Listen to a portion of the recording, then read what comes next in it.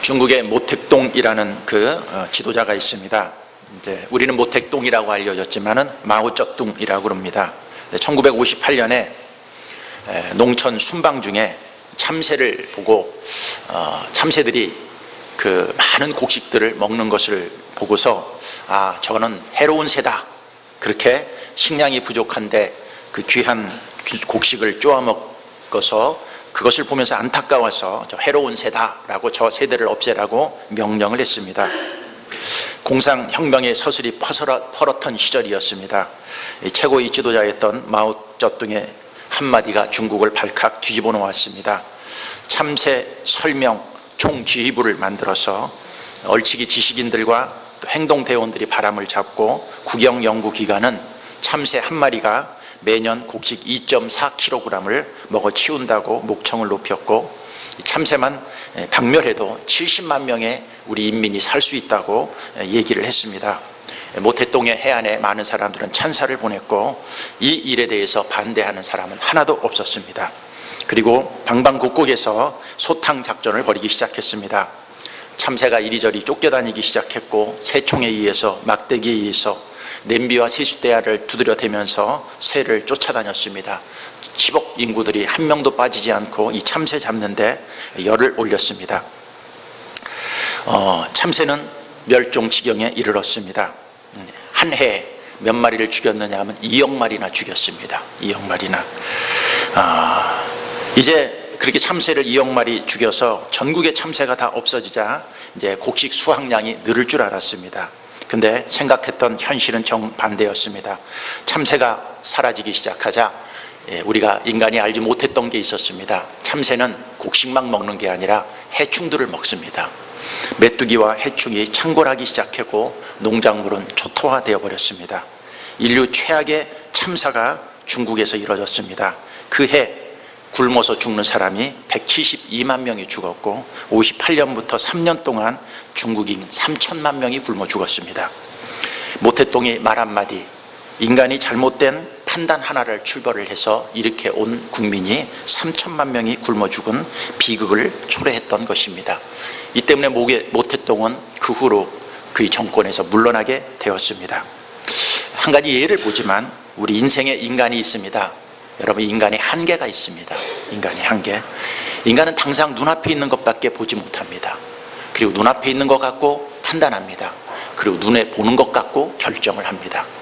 근데 그러한 모든 생각들이 얼마나 어리석다는 것을 사람들은 모릅니다. 그러면서도 우리들은 항상 생각하는 것이 눈앞에 조금 불편하고 눈앞에 좀 힘든 것이 있으면 그거 갖고 결정을 하고 그거 갖고 불평하고 그거 갖고 결정을 하는 것을 볼 수 있습니다.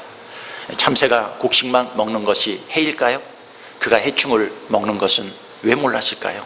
참새는 유익한 새인데 왜 그를 해로운 새로 여겼을까요? 우리가 인생을 살아가면서도 이런 일들이 비일비재합니다. 여러분, 광야길이 있습니다. 우리에게 인생을 살다가 고난이 있습니다. 힘든 일이 있습니다. 그럼 사람들은 눈앞에 보여지는 광야의 그 힘든 일만 보고 무엇하기 시작하냐면 불평하고 원망하기 시작합니다.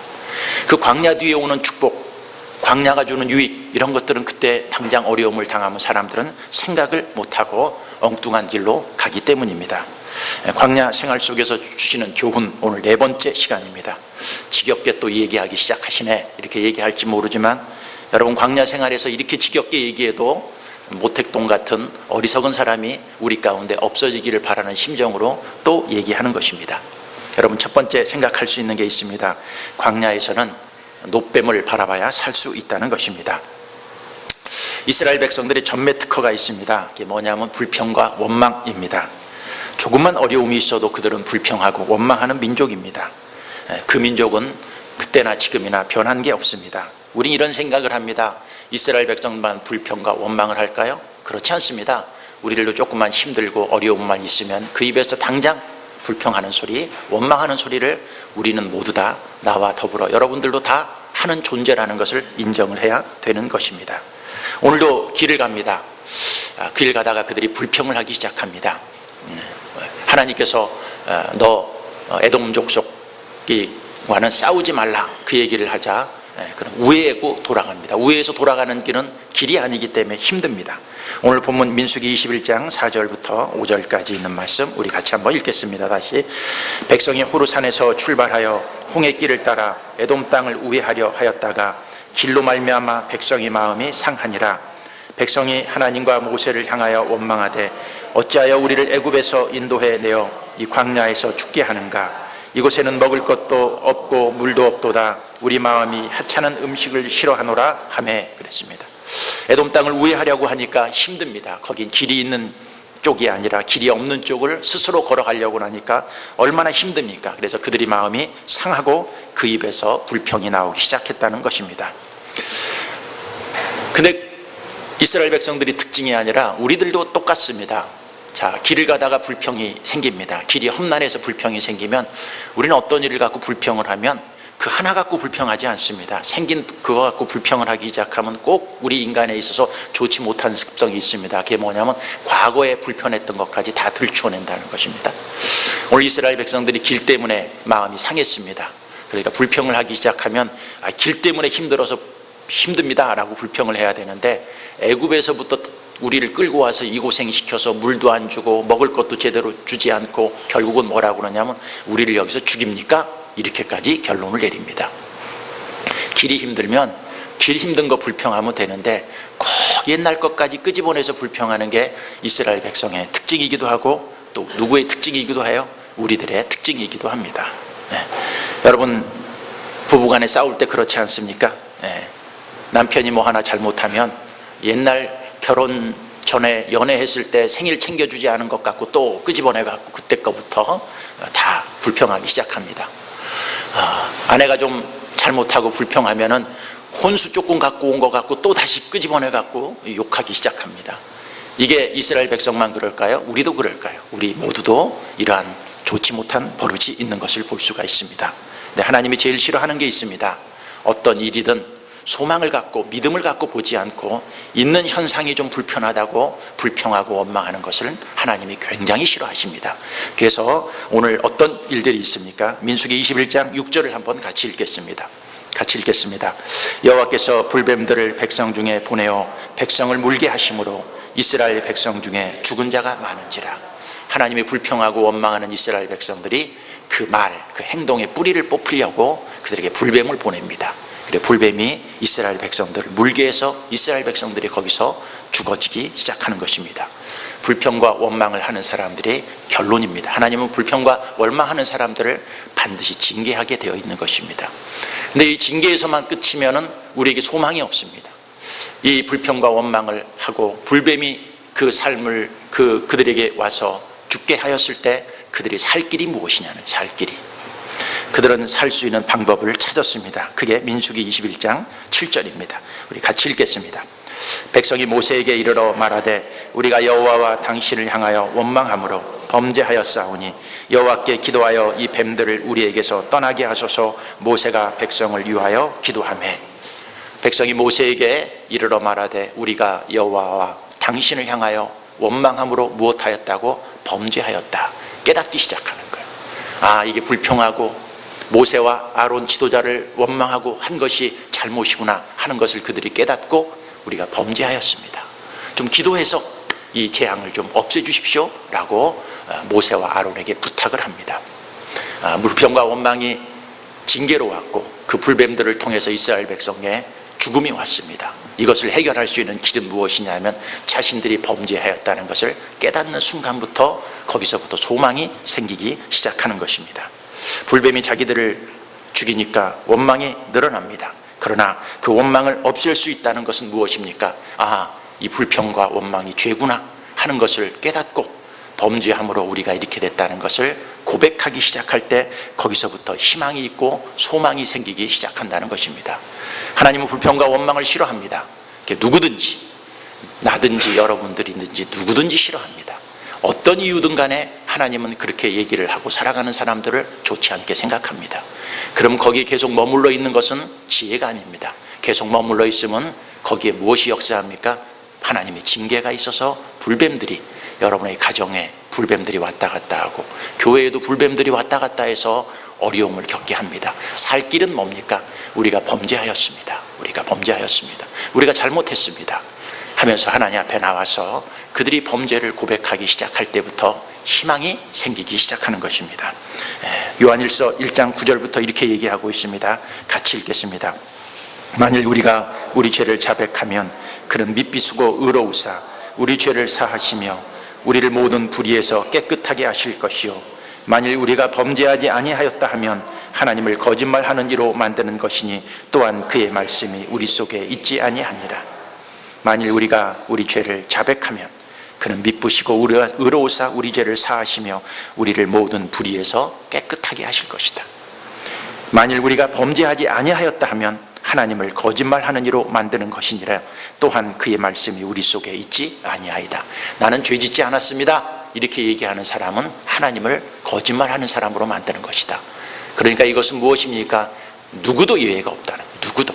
여기 있는 저나 여러분들이나 누구도 예외가 없이 우리 속에 불평과 원망이 있었을 때 하나님 앞에 나와서 하나님 우리가 범죄하였습니다 라고 고백하고, 이러면 하나님 뭐요? 미쁘시고 의로우사 우리의 죄를 사하시고 우리를 깨끗해 주시고 우리에게 희망을 줄 수 있을 것입니다. 여러분, 우리의 삶과 인생에 있어서 누구도 예외 없이 불평과 원망을 하지 않는 사람은 이 세상에 아무도 없을 것입니다. 또 그런 것들 때문에 우리에게 오는 징계도 분명히 있다는 것도 우리는 알아야 됩니다. 근데 하나님은 우리를 왜 징계할까요? 없애려고? 전혀 아닙니다. 그 가운데서 깨닫고 돌이켜서 하나님이 더 큰 축복을 주기 위해서 때로는 하나님이 우리에게 징계를 했었을 때 우리가 변명하지 않고 하나님 저희가 범죄하였습니다 그렇게 고백하기 시작하면 그때부터 희망이 생기는 것입니다. 그렇게 범죄하였다고 그들이 고백하기 시작하자 어떤 희망이 보입니까? 두 번째, 노뱀은 예수님의 십자가를 상징하는 것입니다. 자, 이렇게 하자 하나님께서 모세에게 어떤 명령을 내립니까? 민수기 21장 8절부터 9절 같이 읽겠습니다. 여호와께서 모세에게 이르시되 불뱀을 만들어 장대 위에 매달아 물린 자마다 그것을 보면 살리라. 모세가 노뱀을 만들어 장대 위에 다니 뱀에게 물린 자가 노뱀을 쳐다본 즉 모두 살더라. 뱀에 물려서 다 죽어가는 사람들을 향해서 하나님께서 얘기합니다. 너 노뱀을 만들어서 장대 위에다 길게 매달아서 높이 들어라. 그럼 사람들이 그것을 바라보는 순간에 그 독에서 해독이 되어서 다 죽어가던 모든 사람도 다시 살아난다는 거예요. 살아난다. 이게 희망입니다. 하나님 우리에게 불뱀을 보냅니다. 불뱀만 보내지 않고 항상 뭐도 보내요? 노뱀도 보냅니다. 이걸 하나님 미리 알고 있었을까요? 몰랐을까요? 미리 알고 있었어요. 내가 불뱀 보내서 너희들 없애려고 하는 게 목적이 아니라 노뱀을 보내서 다시 살 수 있는 길을 줄 거라는 것을 하나님은 이미 마음속에 생각하고 있었다는 것입니다. 불뱀을 갖고 살아갔던 사람들이, 죽어갔던 사람들이 노뱀을 보고 쳐다보자 다시 어떻게 해요? 독기운이 빠지기 시작하고 다시 소생하고 살아나기 시작하는 것입니다. 많은 사람들이 있을 것입니다. 불뱀에 물려갖고 다 죽어가는 사람들 중에서 아마 두 종류의 사람이 있었을 것입니다. 노뱀을 높이 모세가 들고 이거를 쳐다봐라, 이거를 쳐다보면 살리라, 하나님께서 그렇게 말씀하셨다라고 얘기를 하고 그 얘기를 들었을 때 어떤 사람은 그걸 쳐다보는 사람이 있었을 거예요. 야, 살아야지. 그래, 하나님이 그렇게 말씀하셨어. 내가 쳐다봐야지. 그 사람은 살았을 것입니다. 노뱀을 높이 들고 이걸 쳐다봐, 이걸 쳐다보면 살아, 그렇게 얘기해서도 무슨 뱀 물려서 죽었는데 노뱀 쳐다본다고 살아? 이 독이 해독이 돼? 그 말도 안 되는 소리 좀 하지 마, 이러고 쳐다보지도 않은 사람은 분명히 죽었을 것입니다. 죽었어요. 여러분, 이 노뱀은 무엇을 상징하고 있습니까? 노뱀에 대해서 예수님이 이렇게 얘기하고 있습니다. 요한복음 3장 14절 15절 같이 읽겠습니다.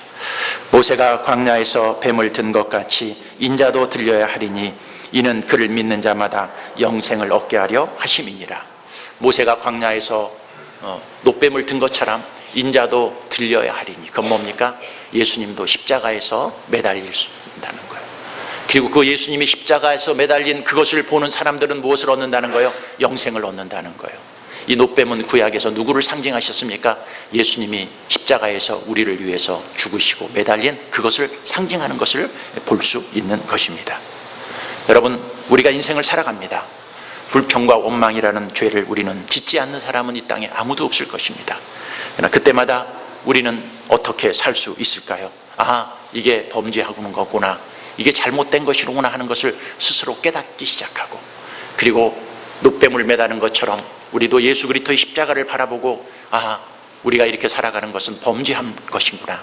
내가 예수 그리스도를 다시 바라보자. 십자가를 바라보자.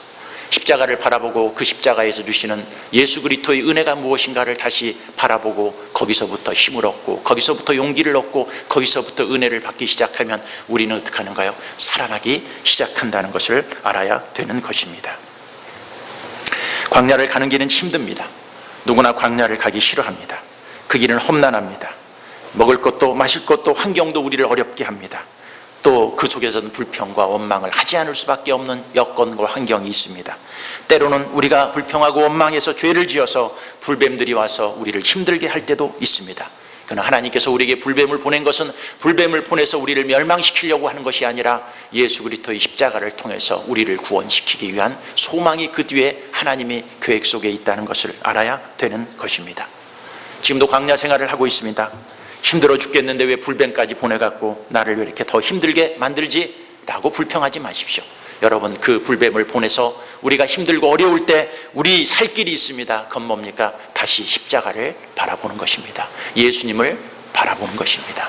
환경을 바라보지 말고 사람을 바라보지 말고 주어진 환경 속에 불뱀들이 왔다 갔다 해서 어수선하고 아수라장이 된 그 장면을 바라보지 말고 다시 우리의 고개를, 우리의 마음을, 우리의 생각들, 우리의 영혼들을 십자가를 바라보는 것입니다. 예수 그리스도의 그 은혜가 무엇인가를 다시 묵상하는 것입니다. 십자가는 용서입니다.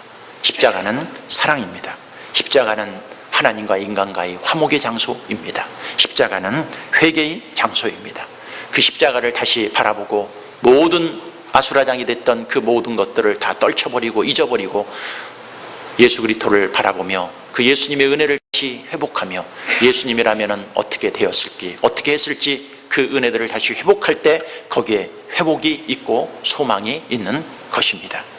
히브리서 12장 2절에 이렇게 얘기하고 있습니다. 같이 읽겠습니다. 믿음의 주요 또 온전하게 하시는 이인 예수를 바라보자. 그는 그 앞에 있는 기쁨을 위하여 십자가를 참으사 부끄러움을 개의치 아니하시더니 하나님의 보좌 우편에 앉으셨느니라. 우리는 광야가 힘듭니다. 그러다 보니 자꾸 광야에서 환경을 봅니다. 광야 생활이 힘듭니다. 그렇기 때문에 우리는 자꾸 나를 힘들게 한 사람을 봅니다. 그러나 그곳에는 불뱀만 역사할 뿐입니다. 환경을 보지 말고 사람을 보지 말고 다시 우리를 구원해 주신 십자가의 그 은혜를 기억하며 주님을 바라보기 시작하십시오. 거기에는 엄청난 소생함과 용서와 희망과 축복이 우리를 준비하고 있다는 것을 알아야 되는 것입니다. 말을 어떻게 하고 있습니까? 지금 행동을 어떻게 하고 있습니까? 여러분, 말을 예수님의 말을 하고 행동을 예수님과 같이 해보십시오. 그러면 거기에 상상할 수 없는 축복과 은혜를 하나님이 우리에게 주신다는 것을 알아야 되는 것입니다. 이스라엘 백성들이 이렇게 녹뱀을 바라봤습니다. 죽어가는 사람들이 살아나기 시작했습니다. 그 중에 얼마는 그걸 쳐다보지 않고 죽어간 사람도 있었지만 대부분 사람들은 살아나기 시작했습니다. 그리고 녹뱀을 바라보고 살아난 이후에 하나님께서는 세 번째로 어떤 축복을 주셨을까요? 광야로 돌아가니까 축복이 오기 시작하는 것입니다. 하나님 말씀을 듣고 순종을 합니다. 우리는 하나님 말씀을 듣고 순종하면 바로 좋은 일이 있을 거라고 생각합니다. 근데 대부분 그렇지 않습니다. 하나님 말씀을 듣고 순종해서 가면 바로 하나님이 좋은 거 주시지 않고 항상 뭐부터 줘요? 좋지 않은 것부터 주십니다. 힘든 것부터 주십니다. 그게 뭐예요? 광야의 삶입니다. 광야의 삶. 에돔이라는 족속이 있습니다. 암몬 족속이라고도 합니다. 이 족속, 이 땅에는 무엇이냐? 왕의 대로가 있습니다. 그 당시에 왕의 대로, 지금도 그 땅을 가면 왕의 대로가 있습니다. 왕의 대로는 뭡니까? 왕들이 전쟁을 할 때 나가기 위해서 만들어 놓은 길이기 때문에 굉장히 길이 잘나 있었습니다. 이스라엘 백성들이 가나안 땅 들어가기 전에 이 에돔 땅의 왕의 대로를 가려고 그랬습니다. 물어봤습니다. 야, 우리가 이 땅을 지나가려고 그러는데 이 왕의 대로를 좀 건너게 해라. 우리가 너희에 있는 거 물도 먹지 않고 아무것도 건들지 않고 그냥 길만 쫙 통과할 테니까 이 길 좀 열어줘라. 그랬더니 이 에돔 왕이 거절을 했습니다. 거절을. 그럼 한바탕 싸워야 되잖아요. 근데 싸우지 않았습니다. 왜 안 싸웠을까요? 성경에 이 에돔 암몬 족속과는 하나님이 싸우지 말라고 명령을 했습니다. 신명기 2장 19절 우리 한번 보겠습니다. 같이 읽겠습니다. 암몬 족속에게 가까이 이르거든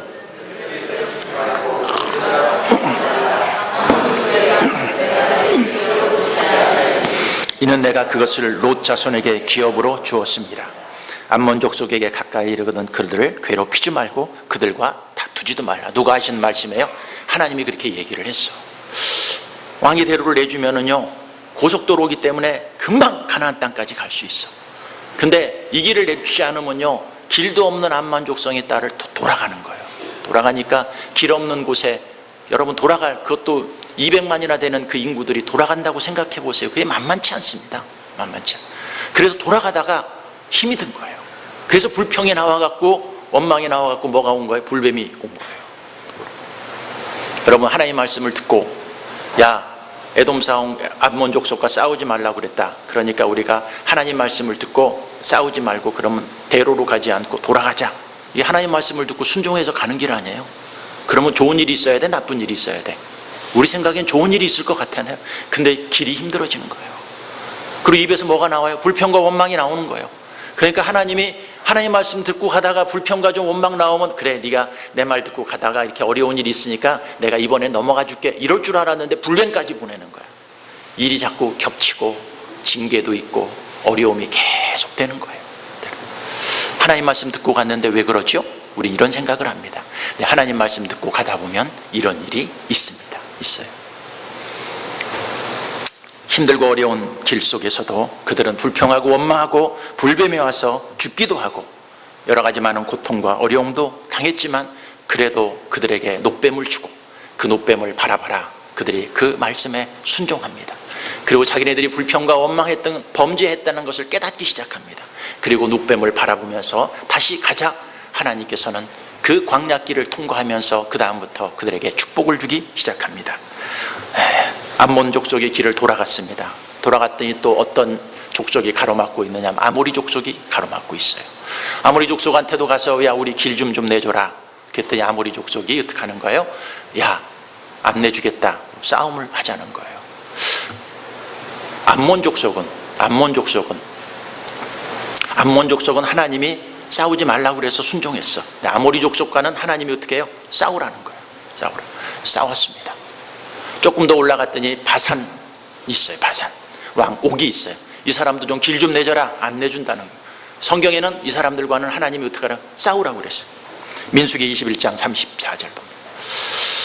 같이 읽겠습니다. 여호와께서 모세에게 이르시되 그를 두려워하지 말라. 내가 그와 그 백성과 그의 땅을 내 손에 넘겼으니 너는 헷수본에 거주하던 아모리인의 왕 시온에게 행한 것 같이 그에게도 행할지니라. 하나님 어떻게 하라고 그래요? 싸워라. 그러는 거예요. 그러니까 싸웠어요. 승리했을까요? 승리하지 않았을까요? 승리했습니다. 하나님이 보실 때 처음에는 하나님 말씀을 순종하고 가는 것이 힘들고 어렵고 광야의 길이고 또 그 길 따라가 보면 죄도 짓고 원망도 해서 하나님한테 징계도 받기도 하지만 그러나 끝까지 그들은 회개하고 놋뱀을 바라보니까 다시 그들에게 희망이 생겼습니다. 그래서 이 두 나라를 쳐서 이깁니다. 아모리 족속의 땅을 싸워 이기고 바산 이 족속과 싸워서 이깁니다. 이게요. 왜 하나님께서 이런 승리를 주셨을까요? 우린 이런 생각을 합니다. 광야로 돌아가니까 여러 가지 민족들과 싸우고 불뱀도 만나기도 하고 징계도 있고 어려움도 있고 고통도 있지만 그러나 십자가 바라보고 우리가 걸어가면 승리하는 것처럼 이 놋뱀을 바라보고 가자. 하나님께서 그들에게 주신 축복이 무엇일까요? 여러분, 아모리 족속의 땅과 싸워서 뺐습니다. 바산왕 옥과 싸워서 얻습니다. 그 땅을 얻는 거예요.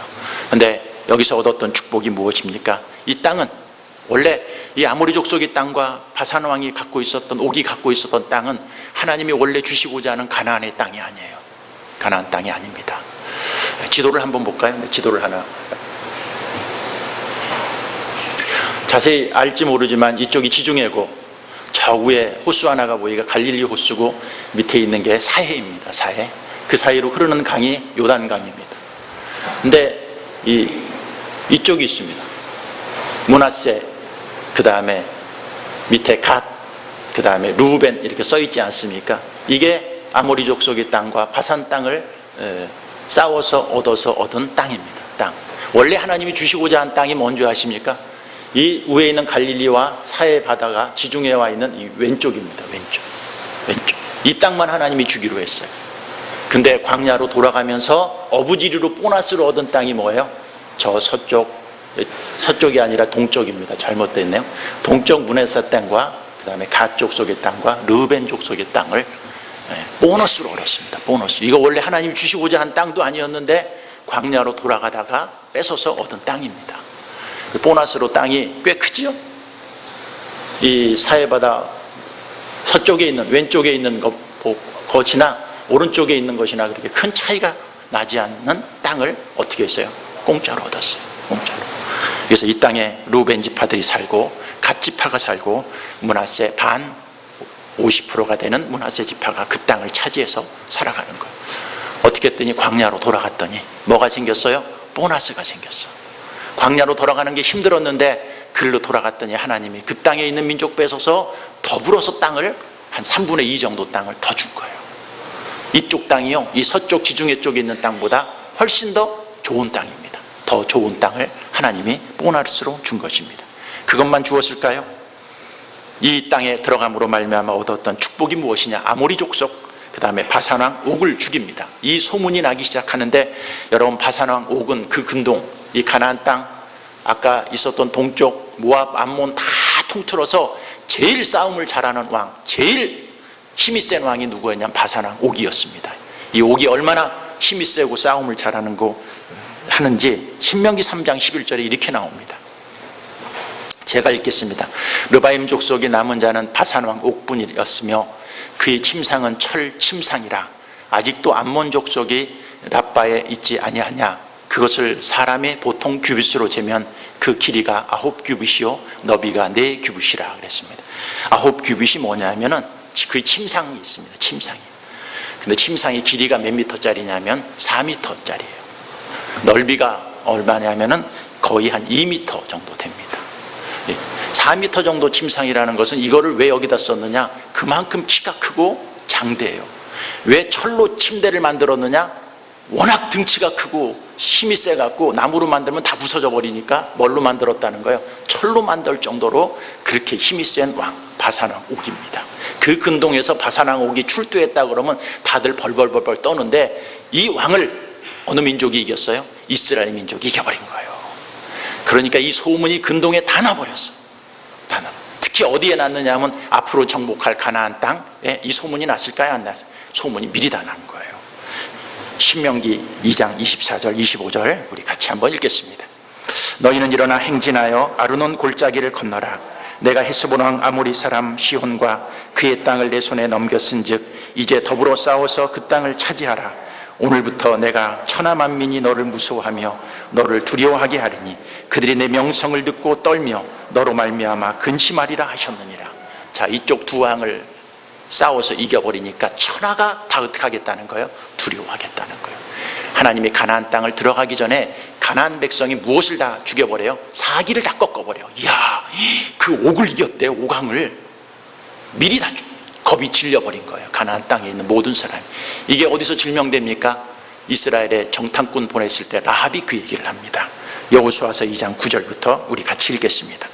말하되 여호와께서 이 땅을 너희에게 주신 줄을 내가 아노니 우리가 너희를 심히 두려워하고 이 땅 주민들이 다 너희 앞에서 간담이 녹나니 이는 너희가 애굽에서 나올 때 여호와께서 너희 앞에서 홍해물을 마르게 하신 일과 너희가 요단 저쪽에 있는 아모리 사람의 두 왕 시혼과 옥에게 행한 일 곧 그들을 전멸시킨 일을 우리가 들었음이니라.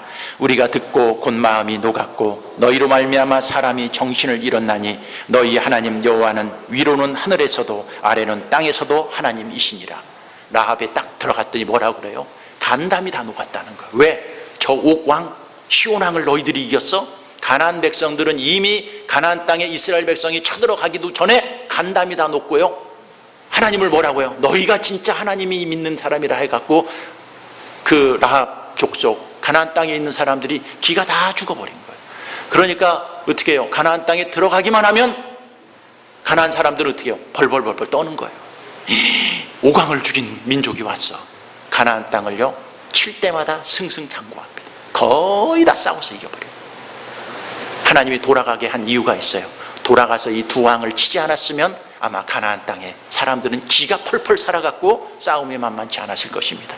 근데 돌아가서 이 사람들을 이기게 하니까 이 명성과 이 소문이 가나안 땅에 다 퍼져갖고 가나안 사람들이 기가 다 죽어버린 거예요. 그래서 가나안 땅을 정복하기 위해서 하나님이 이스라엘 백성들을 어디로 돌려버린 거예요? 광야로 돌려버리는 거예요. 광야로. 고통에는 뜻이 있습니다. 광야를 통과하면 강해집니다.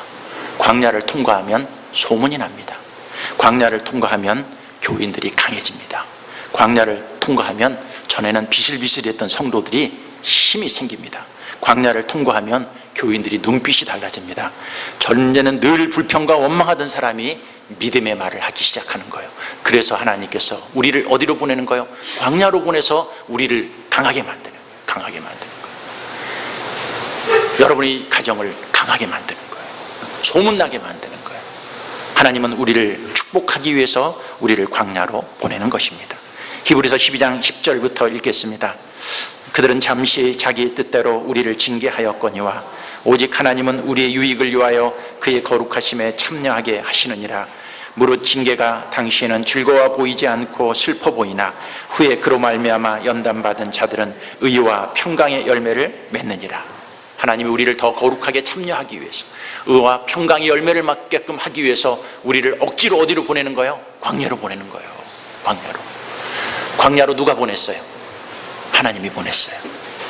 광야에서 불뱀도 누가 보냈어요? 하나님이 보냈어요. 하나님. 그러나 불뱀을 보내서 우리를 죽이게 하려고 보낸 게 아닙니다. 그 불뱀을 통해서 뭐 바라보라고? 녹뱀 쳐다보라고. 여러분들도 광야 생활 속에서 불뱀들이 왔다 갔다 해서 여러분들을 힘들게 하고 어렵게 하고 불평과 원망이 나왔을 때 불평과 원망을 그치고 다시 돌이켜서 회개하고 다시 뭐를 바라보면 예수 그리스도의 십자가를 바라보면 하나님께서 여러분들에게 상상할 수 없는 더 큰 축복을 보너스로 주고 여러분들의 신앙은 더 강해져서 승리할 수 있을 것입니다. 오래전에 지선아 사랑이라는 책이 있었습니다. 음주운전을 하고 뺑소니를 하던 그 차와 부딪혀서 차가 불이 나서 전신에 중화상을 입었던 그 지선이라는 사람의 이야기입니다. 얼굴이 다 화상으로 불이 타서 알아볼 수도 없었습니다. 40번이 넘는 수술과 재활 치료를 받았지만 지금도 그의 얼굴은 회복되지 않고 힘든 가운데 있었습니다. 16년 전에는 죽음의 문턱까지 갔었습니다. 간신히 살아났을 때 그에게 하나님께서 감동을 주었습니다. 내가 장애인들을 돕겠다. 나와 같이 힘들고 어려운 사람들을 위해서 인생을 살겠다. 그러면서 나는 복지 전문가가 되겠다. 그렇게 생각하고 그는 다시 그 몸으로 공부를 시작했습니다. 얼마 전에 UCLA에서 사회복지학 박사를 받았습니다. 그리고 그는 나보다 더 어려운 사람들을 위해서 인생을 살기로 꿈을 꾸기 시작했습니다. 그는 갑자기 닥쳐왔던 고난을 이렇게 얘기합니다. 고난은 선물입니다 라고 얘기합니다. 직접 고통의 시간을 보낸 뒤 세상에는 아프고 힘들어서 도움이 필요한 사람이 훨씬 더 많다는 것을 내가 이 고난을 통해서 알았다. 그리고 내가 그들에게 손을 내밀기를 결정했다. 그리고 그는 공부를 하기 시작했고 얼마 전에 미국에서 박사학위를 받았습니다. 그러면서 이게 내가 살아야 될 이유이다 얘기하고 있습니다. 사람들이 이렇게 물어봤습니다. 뭐 해줄까요? 여전히 사고전으로 돌아가고 싶지 않느냐 그랬습니다. 그랬더니 이렇게 얘기했습니다. 지나온 삶은 저마다 의미가 있는 것 같다. 고난의 끝에는 생각지도 못했던 보물이 있다. 보물을 꼭 찾기를 바란다. 그렇게 얘기했습니다. 그의 얼굴은 아직도 화상으로 엉망이 되어 있는데 그 이쁜 옛날의 얼굴로 돌아가고 싶지 않느냐 그랬더니 그렇게 쉽지 않다고 그럽니다. 사람이 우리에게 주신 모든 고난에는 다 의미가 있다. 그건 하나님의 선물이다. 선물이다. 보물이다. 그러면서 뭐라고 합니까? 여러분들도 그런 고난과 어려움이 있을 때 여러분들도 그 보물을 꼭 찾기를 바란다고 얘기하고 있습니다. 여러분 광야 속에서 여러분들은 무엇을 찾고 있습니까? 아직도 불뱀하고 싸우고 있습니까? 아니면 보물을 찾으시렵니까? 하나님 주신 보너스가 그 뒤에 있는데 아직도 불뱀하고 싸우면서 불평과 원망을 하고 살렵니까? 아니면 주님이 주시는 그 축복의 길로 가서 주님이 주시는 선물을 얻으렵니까? 오늘도 하나님이 주시는 이 말씀을 통해서 다시 광야 생활에서 새로운 교훈을 얻고 희망과 꿈을 갖고 나아갈 줄 아는 거룩한 주님의 백성들이 되기를 바라겠습니다. 기도하겠습니다.